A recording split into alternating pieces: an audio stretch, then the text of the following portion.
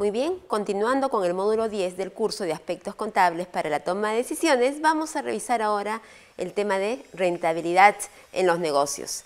¿Qué significa ser rentable en las empresas? ¿Sabes cómo calcular la rentabilidad? Y la rentabilidad es un dato muy simple. Voy a comparar las ganancias versus la inversión que ponen los socios. Por lo tanto, lo que se espera para ser rentable es que tú ganes lo más que se pueda con la menor inversión posible. Por lo tanto, lo que nos corresponde ver ahora es un modelo de rentabilidad para entender cómo se genera la rentabilidad en los negocios. Y aquí en la pantalla les presento una combinación de 4 variables. Y vamos a empezar con la primera de ellas, que combina el dato de ventas versus los activos de tu negocio. Y eso lo hemos visto hace un momento cuando tocábamos el tema de rotación de activos. Es decir, cuando yo comparo las ventas versus los activos de tu negocio, voy a tener un primer indicador que es la rotación de activos. Sin embargo, aquí todavía no he ganado. Aquí solamente estoy comparando y tomando el tema de las ventas del negocio. Por lo tanto, cuando los negocios operan, tienen ingresos, pero también gastos. Y la diferencia de ambos va a ser la utilidad. Por lo tanto, un tercer factor va a ser la utilidad en este caso. Cuando yo comparo la utilidad, que es la última línea del estado de resultados versus la primera línea del estado de resultados, que son las ventas, voy a tener un segundo factor importante también, que es el margen neto en los negocios. Y hemos visto también que la rotación y el margen varía dependiendo de los sectores. Y normalmente cuando un negocio tiene una rotación baja, su margen es alto. O cuando tiene una rotación alta, su margen es bajo. Hasta acá tenemos 3 variables: ventas, activos y utilidad. Pero ahora vamos a entender cómo incorporamos el patrimonio. Cuando hablamos del restaurante o de la frutería o juguería, hablábamos de cómo voy a comparar las ventas versus los activos, pero sin considerar cómo fueron adquiridos esos activos, es decir, si los financié por terceros o por los socios. Dependiendo del financiamiento con terceros que yo tome, voy a tener un determinado nivel de patrimonio en las empresas. Por lo tanto, otro factor importante en este modelo es el apalancamiento, es decir, cuando yo comparo el activo versus el patrimonio. Y para entenderlo en términos simples, por ejemplo, si el negocio no tuviera deuda, voy a irme para este lado de la pantalla. Si tenemos aquí un estado de situación financiera, activo, pasivo y patrimonio.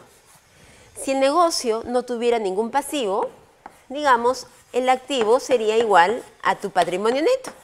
Por lo tanto, el indicador activo entre el patrimonio va a ser 1.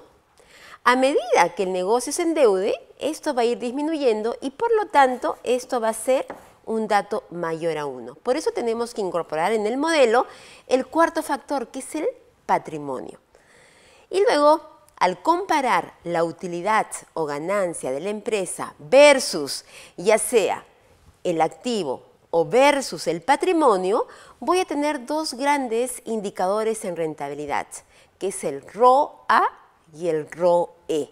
El ROA, por sus siglas en inglés, significa Return on Assets, retorno sobre los activos, o bien también ROI, Return on Investments.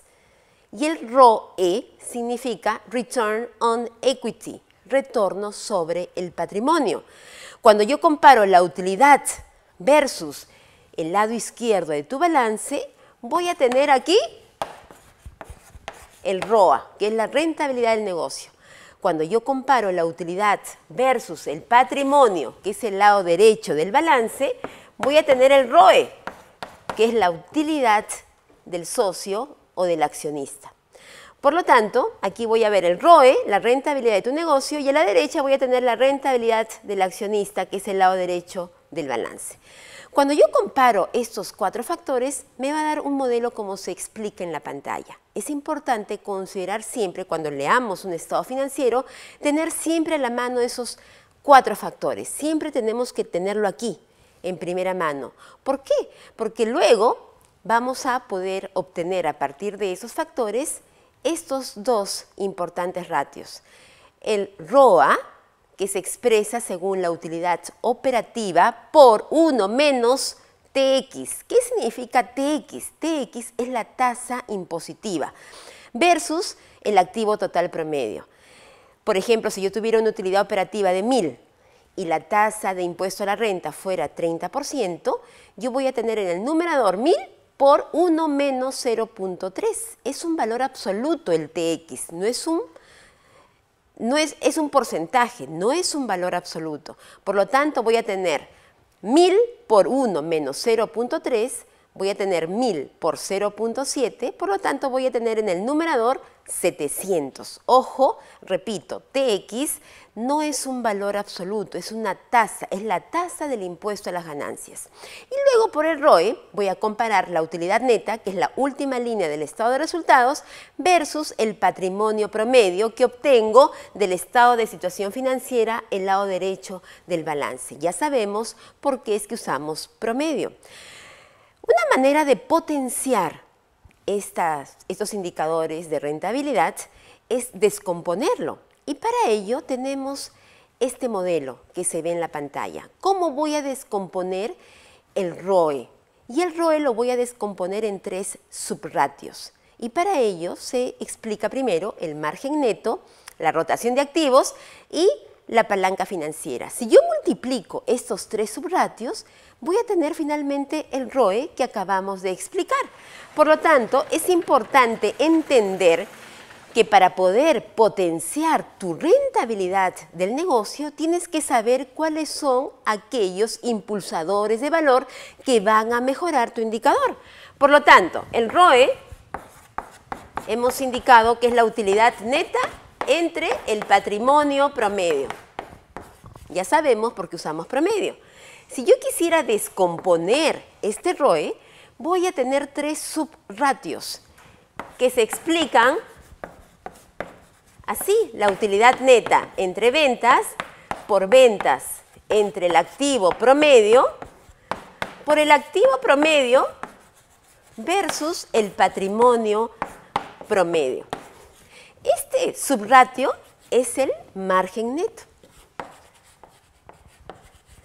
Margen neto en el negocio, es decir, de cada 100 soles que vendes o 100 unidades monetarias, ¿cuánto ganas? Y se expresa normalmente en porcentaje y depende mucho de los sectores. Y tenemos el segundo subratio, que es la rotación de activos. Y finalmente tenemos la palanca financiera o el apalancamiento. Yo voy a tener aquí 3 datos. La multiplicación de estos 3 subratios me va a dar finalmente el ROE. ¿Por qué? Esto con esto se va, esto con esto se va, y voy a tener finalmente la utilidad neta versus el patrimonio promedio, que es finalmente nuestro gran indicador. ¿Para qué me sirve este modelo? Esto sirve para que sepamos cómo jugar con la sensibilidad y ver cómo potenciar nuestro ROE. Porque si esto fuera, por ejemplo, 6%, 1.2 o 1.7, ¿cómo voy a mejorar este indicador? A través de cualquiera de esos subratios. Y normalmente esto varía dependiendo también de los sectores. Por ejemplo, en un sector de supermercados, los supermercados tienen esto muy bajito y tienen esto muy alto. Y también tienen la parte de apalancamiento financiero muy alto. ¿Por qué? ¿Cómo vende un supermercado? ¿Cómo gana un supermercado? Los supermercados ganan, es un negocio financiero. ¿Por qué? Imagínense ese negocio de supermercado, donde cobran normalmente periodo cero, ¿no? ¿En cuántos días cobra un supermercado? En 0 días. Lo cobran normalmente al contado o bien en tarjeta de crédito, que demora 48 horas en llegar a la cuenta corriente de la empresa. ¿Y en cuántos días paga un supermercado? Normalmente paga, digamos, a sus proveedores 60, 90 días. Imagínense ese negocio donde ustedes reciben la mercadería de sus proveedores. No pagan todavía al proveedor y venden esa mercadería a sus clientes con periodo de cobro 0. Lo cobran al cash, al contado, y aún no pagan al proveedor. ¿Se imaginan ese negocio redondo? Es un negocio financiero del supermercado. reciben la mercadería, no pagan todavía al proveedor, venden su mercadería y lo cobran al contado y aún no pagan al proveedor. Realmente es un negocio muy interesante. Por lo tanto, este dato, este subratio normalmente es mayor a 1, porque se financian con proveedores a un costo financiero casi nulo. Muy bien, por lo tanto, teniendo un negocio de supermercado, el impulsador de valor de negocio va a ser o este o este. Por lo tanto, el gerente general de un supermercado, ¿de qué área va a provenir? Es decir, ¿cómo vamos a potenciar el ROE de un supermercado? A través de este indicador no, porque ya hemos visto que por las características del negocio, este es un ratio bajo.